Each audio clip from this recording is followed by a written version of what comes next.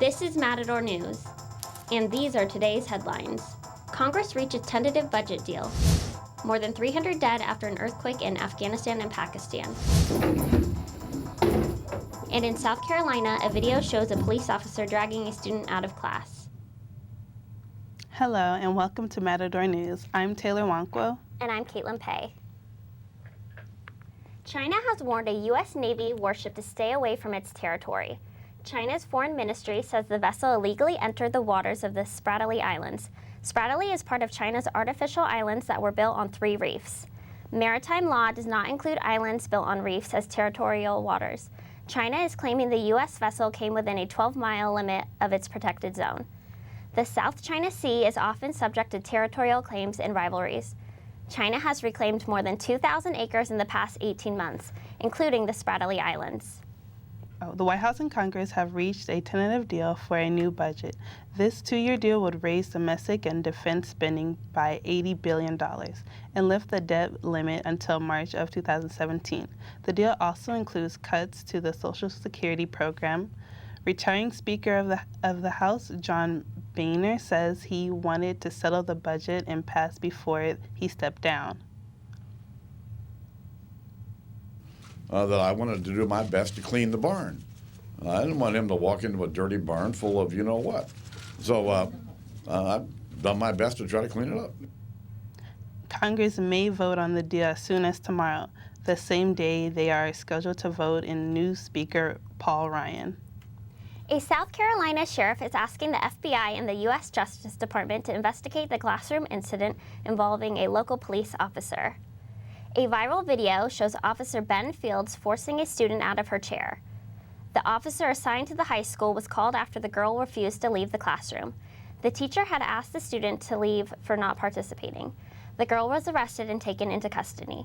Shortly after, her classmate was charged for disrupting schools because she was screaming. She says she was just trying to stand up for what was right. Fields joined the School Resource Officer program in 2008. Afghanistan and Pakistan senior officials are declaring a state of emergency after an earthquake kills hundreds of people. Officials are still looking for more dead and injured people and assessing the damages. So far, more than 300 people are believed dead, but the 7.5 quake hit a remote region between the borders of Afghanistan and Pakistan. Buildings in both countries have collapsed, leaving people swarming the streets. 12 young Afghanistan schoolgirls were trampled to death in a stampede to leave the building.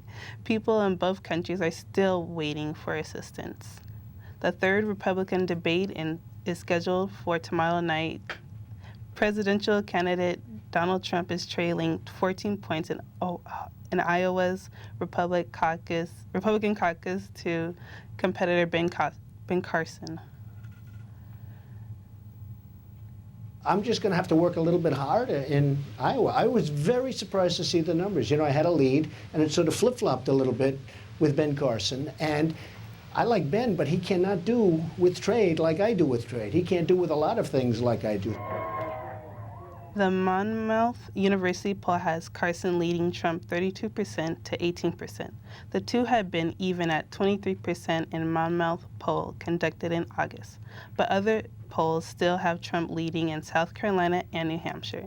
Meanwhile, Democratic candidate Hillary Clinton now holds a 41-bond lead over Vermont Senator Bernie Sanders.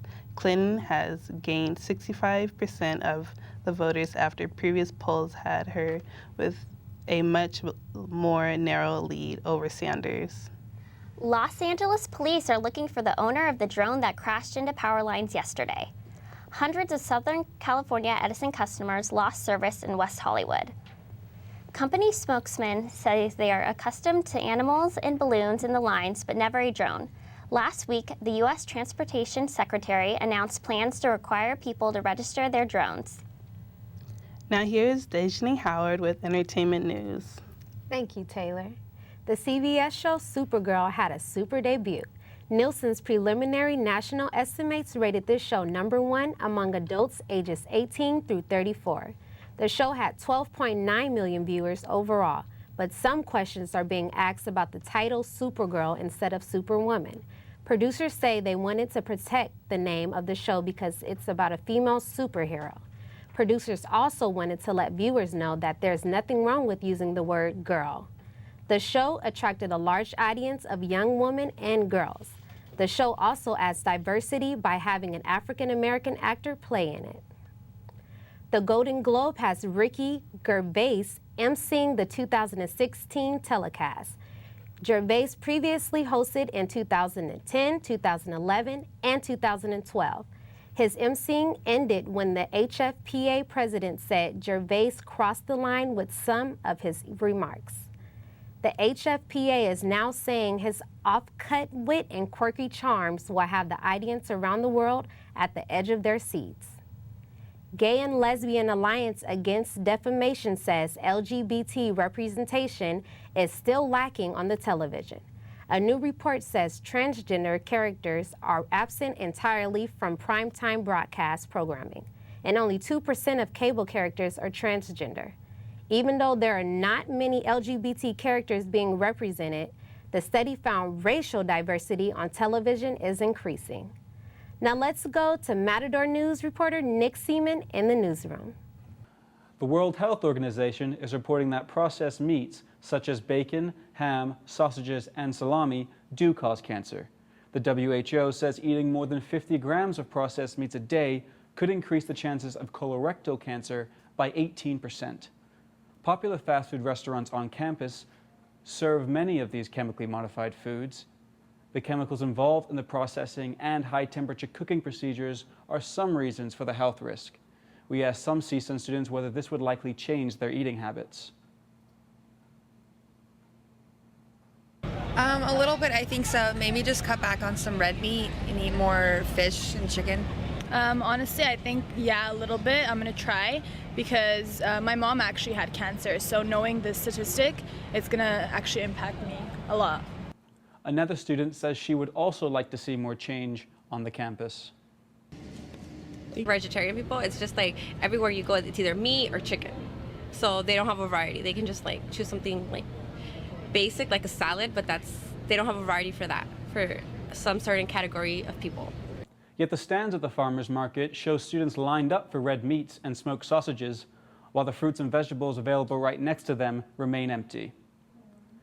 The WHO also says eating bacon and processed meats once in a while will do little harm. Now let's go back to the studio to Anna Logan with more health news. Many people try to stay away from carbs for health reasons, but nutritionists say carbohydrates are an important source of energy for your body. And in the last decade, the medical view of carbohydrates is becoming more balanced. According to new guidelines from the U.S. Department of Agriculture, at least half of the bread, pasta, and rice and other grains we eat should be whole grains, such as whole wheat and brown rice, instead of refined. Breads and grains are fine as long as they are whole grains that have more fiber and nutrients. A new study says that kids who stop eating sugar for just 10 days can improve their health. Obese children saw improvements in their blood pressure, cholesterol, readings, and other health areas when they stopped eating sweets. The goal of the study was not to eliminate carbohydrates, but to replace sugary foods with starchy foods without lowering calorie body intake. Researchers say not all calories are created equal, and they suggest that those from sugar are especially likely to contribute to type 2 diabetes. Now let's go to Dazhanae with business news. The last man that truly understands how NASA works is retiring. Larry Zottarelli has been on the Voyager mission since the very beginning in 1977. Zottarelli is leaving the company at the age of 80. Sporting good giant REI will be closed on one of the busiest shopping days of the year. REI's 12,000 full and part-time workers have Thanksgiving Day and Black Friday off with pay. CEO of the chain says despite Black Friday being one of the biggest days for revenue in the company, he thinks time with family is more important. General Motors plans to recall 1.4 million more cars. GM says more than 1,000 of the cars caught fire after already being fixed by dealers. The cars involved in the recall are more than 10 years old and dealers won't charge for repairs. 19 minor injuries have been reported over the last 6 years. Now let's toss it to Anna with sports news. Thank you, Dazhanae. The Kansas City Royals and the New York Mets will meet tonight for Game 1 of the World Series. Both teams are looking to erase a championship drought, but only one will come out victorious. The last time the Royals took home the series trophy was in 1985. The Mets followed suit the next year, snagging the title in 1986. Both teams took to Twitter and revealed their 25-man roster for the series. Among the Royals roster is the 20-year-old infielder Raul Mondesi Jr., who has never played above AA. If Mondesi Jr. plays, he will be the first in history to make his MLB debut in the World Series. The Royals will host the Mets tonight at 5 o'clock. It is that time of year again. The NBA League is back tonight as 3 matchups will jumpstart the season. Among those teams are the Golden State Warriors, who will be looking to defend their title as the 2015 NBA champs. It was only 4 months ago that the Warriors beat LeBron James and his Cleveland team in Game 6 of the finals. James has been dodging comments about the finals for the last few months and will answer any questions regarding his performance tonight when Cleveland takes on Chicago at 5 o'clock. The Pistons and the Hawks will share the 5 o'clock tip-off time, and the Warriors will take on the Pelicans only a few hours later at 7:30. Arizona Cardinals tacked on another win last night as they beat Baltimore Ravens 26-18. The Cardinals, now 5-2 on the season, are the first in the NFC Western Division. Despite the impressive ranking, the game against the now 1-6 Ravens wasn't a blowout. The Ravens had momentum late in the second quarter, but a series of errors in the third quarter allowed Arizona to capitalize on Baltimore's mistakes. With 4 minutes left in the fourth quarter, Baltimore blocked a punt and put them within yards of the goal line. The move gave the Ravens a fighting chance as they scored a touchdown and successfully made a 2-point conversion, making the score 26-18. In the final seconds of the game, Baltimore's quarterback, Joe Flacco, drove the ball into the end zone, only to be intercepted by safety Tony Jefferson. Arizona will face Cleveland this Sunday as Baltimore will take on San Diego. Halloween is this weekend, and while some may not celebrate it, others are preparing with cool costumes, candy, and parties. Kiesha is in the newsroom with more. Thanks, Anna. America is gearing up to celebrate Halloween, which falls on a Saturday this year. Some CSUN students say they will trick-or-treat, while others say they won't. I don't really celebrate Halloween, and not only that, but being sensitive to how Halloween costumes have appropriated certain cultures for years. I made my costume, and I'm going to be Rainbow Bright from the 80s cartoon show. Experts say Americans will spend about $6.9 billion on candy, decorations, and costumes. The average person is expected to spend about $75 to get ready for trick-or-treaters. CSUN students will be able to purchase costumes at a discounted price at the Halloween store across Nordhoff. Now let's go back to Caitlin in the studio to hear about this weekend's weather.